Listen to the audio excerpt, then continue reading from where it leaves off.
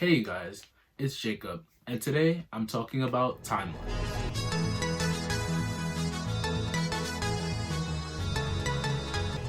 In many contemporary Afropop songs, we see a very consistent beat from the percussion, regardless of what the vocalists or other instruments are doing.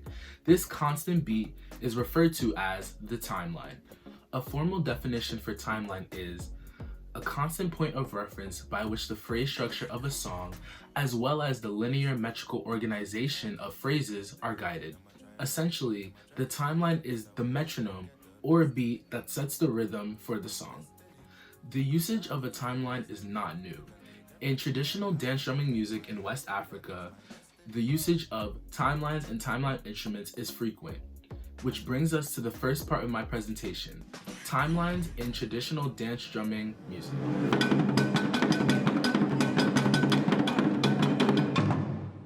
Meki and Odaik Nui discuss timelines in their book, A Contemporary Study of Musical Arts. In this book, they assign roles to musical instruments in an ensemble.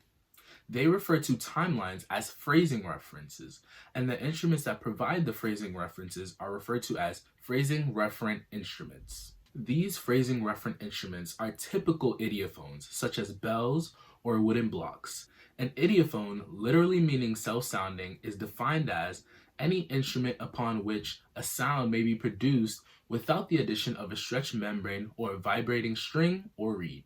Many traditional dance drumming pieces use bells as their timeline instrument, so much so that bell pattern has become another name for timeline or phrasing referent.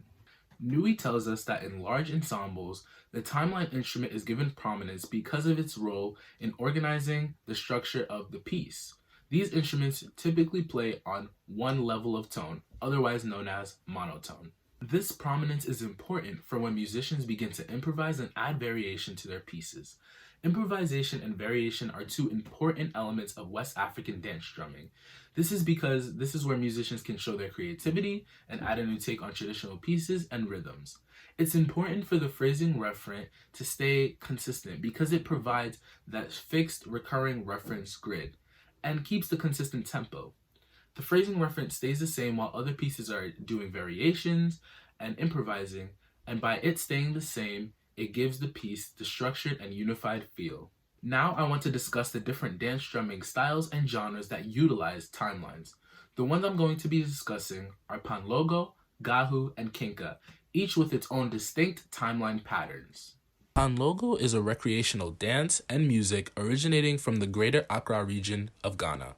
Kpanlogo is also a type of drum that is associated with Kpanlogo music. The Kpanlogo timeline sounds as follows.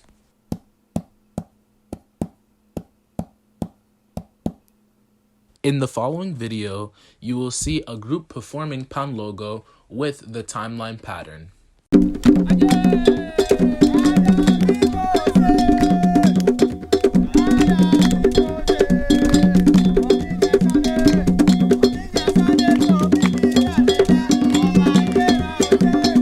Gahu is the social dance music of the Ewe people of Ghana and Togo.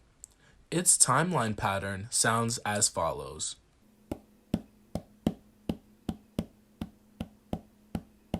In the next video, you will see a group performing Gahu with its timeline pattern.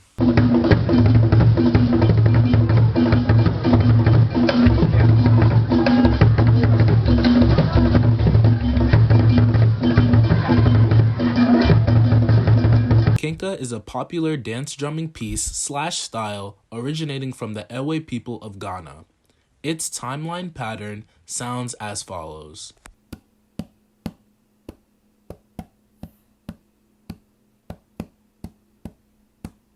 This next video shows a group performing Kinka with the timeline pattern.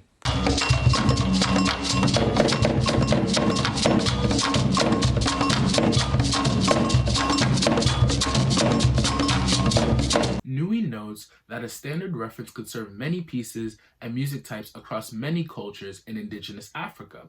We see this with the music of the African diaspora.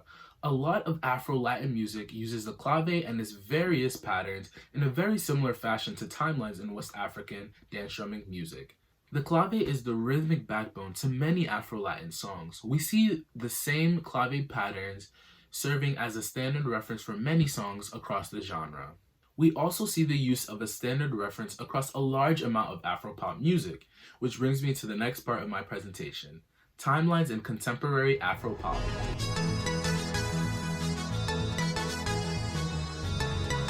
In many Afro-pop songs, the presence of a recurring rhythmic pattern is very clear. Many songs use the Kpanlogo and Gahu patterns as their standard reference to provide a rhythmic backbone for their songs. This is a clear influence of traditional dance drumming timelines in contemporary music.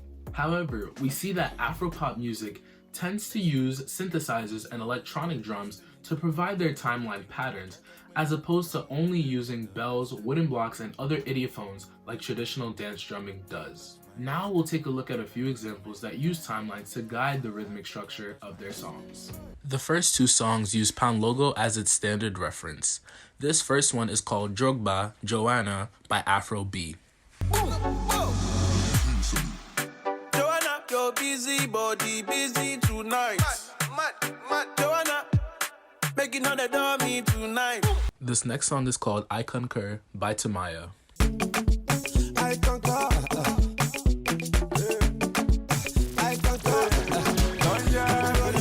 These next two songs use the Gahu timeline pattern as their standard reference. The first song is going to be Joro by Wizkid. Joro, Joro, Joro, Joro, Joro, Joro, Joro, Joro, ja, Joro, Joro, Joro, Joro, Joro, Joro, Joro, Joro, ja, Joro. The second song is On the Low by Burna Boy.